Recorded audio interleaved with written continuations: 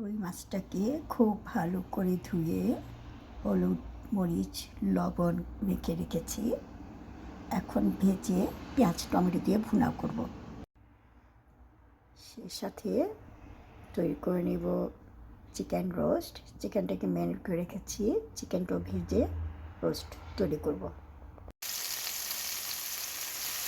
রুই মাছ ভেজে নিচ্ছি, সে সাথে আরও পাত্রে পেঁয়াজও ভেজে নিচ্ছি।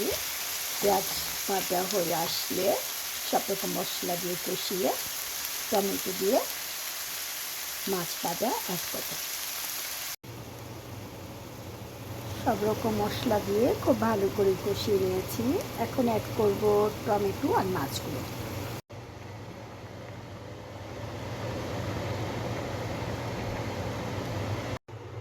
এখন চিকেনটা ভেজে নেব।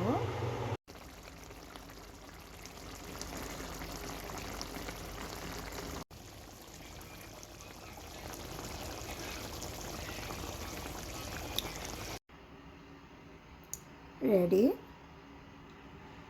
পেঁয়াজ টমেটো দিয়ে রুই মাছ ভুনা, আর রেডি চিকেন ভুনা।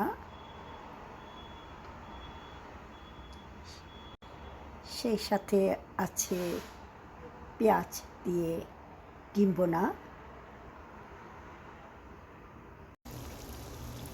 সময়কে বাঁচাতে এবং ভালো খাবারের মান রাখতে আমার কাছে ডিমটাকে আমি বেশি প্রাধান্য দিয়ে থাকি, তাই আজও আমি ডিম ভুনা করে নিয়েছি।